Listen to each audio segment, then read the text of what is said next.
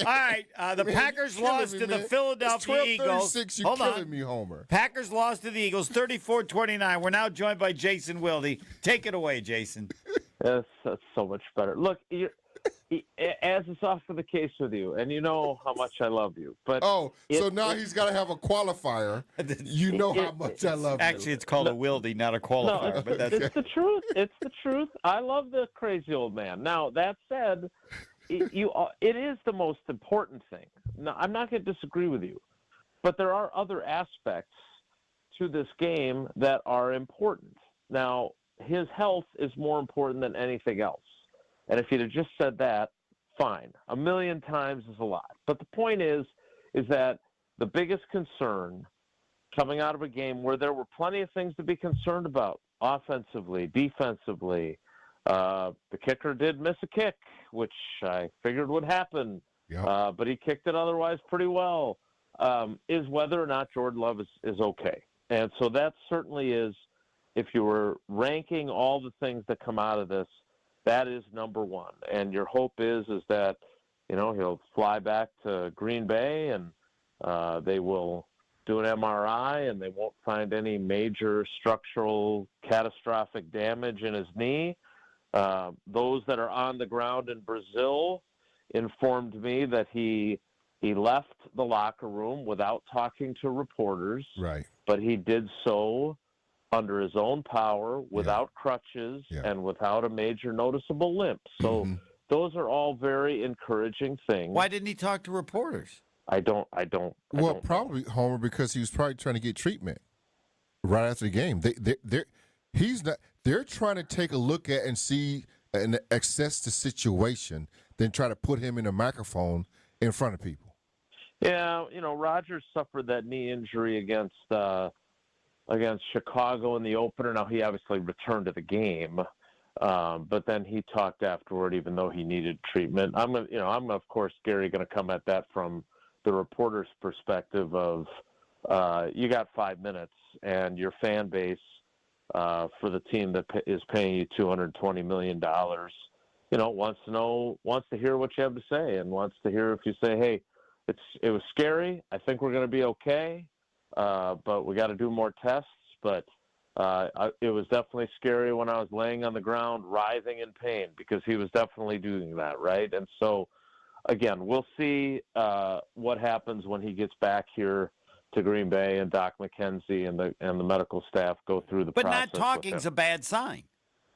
No, I don't think I would go that far. No, not necessarily. I would prefer he did, and I think if there's I'm not saying it's a really bad sign, but it's still a bad sign. Well, it's 1,000,000 times a bad sign. No, it isn't. It's not. Okay, but I would have liked.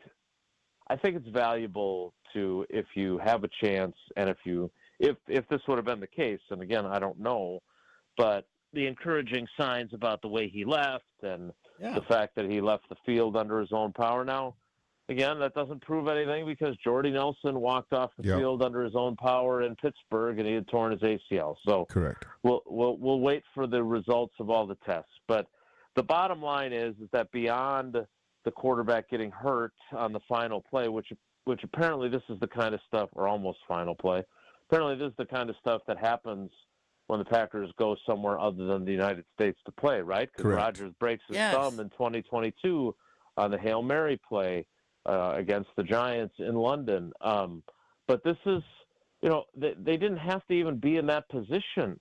That's the problem here, right? Like, there's so many things to look at. And look, I have to acknowledge that I might be a hypocrite because for all of the times that I talk, and I don't think I'm quite at the point of changing my opinion, so I don't think I'm a hypocrite, but I actually have to at least consider that I might be wrong about this.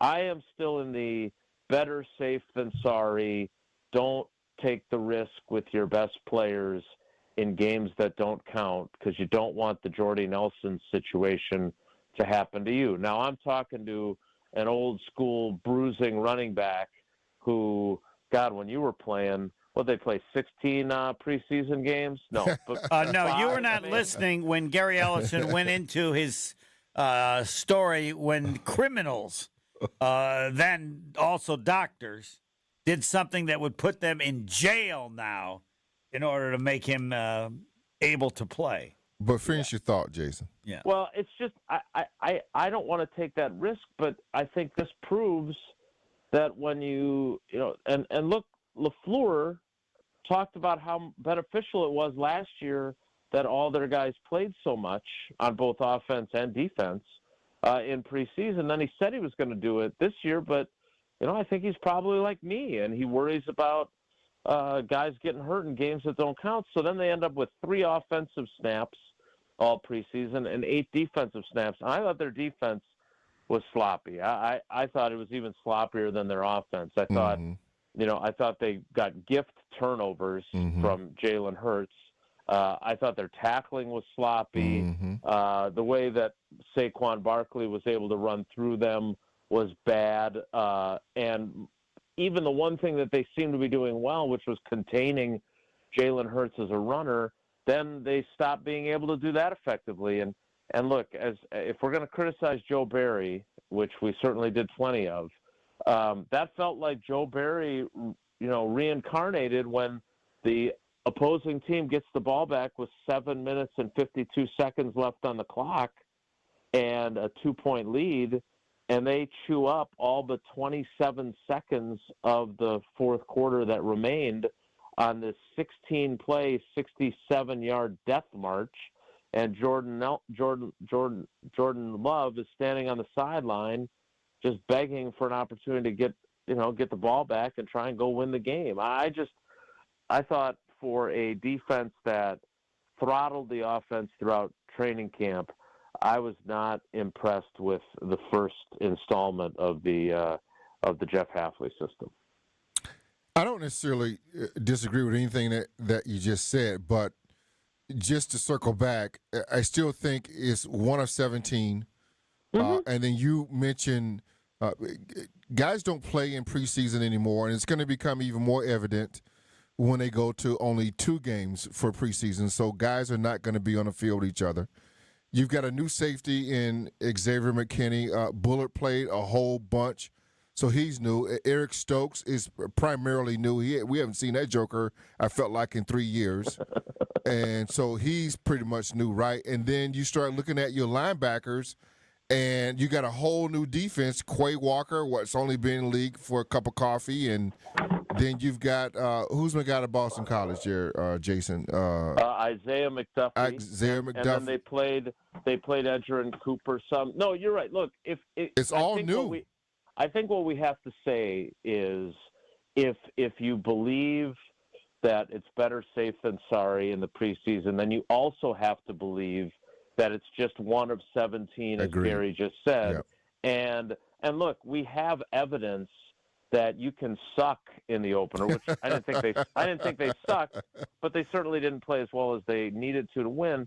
But like 2021, they lose the opener 38-3 to the Saints in Jacksonville because of a hurricane, and they still have the best record in the NFC. They win the division. They've got the number 1 overall seed in the NFC. They squandered it by losing to the 49ers at home, but it wasn't like losing the opener was any worse than any other loss. It just feels worse because it's the first game and there's all the buildup to it. The year before that, in 2020, I think they got their butts kicked by the Buccaneers in the opener, if I remember correctly. And then they end up playing in the NFC Championship game at home against the Buccaneers. I mean, it's not a death knell for your season if you play poorly in the opener. And if you're willing to say, look, we're going to struggle early in the year. I know, Homer, you and I talked about this on the Homer Hour, that, September is kind of spent figuring it out, and then you try to get things kind of going in the right direction in October. So we can't talk about that before the season starts, and then once the season starts with a loss, suddenly start kind of second-guessing ourselves. So I'm not a hypocrite. I'm going back to where I was before the game. And what was that? That I'm still not risking it with guys. We'll work through the struggles early in the season, and we'll get it figured out. Agreed.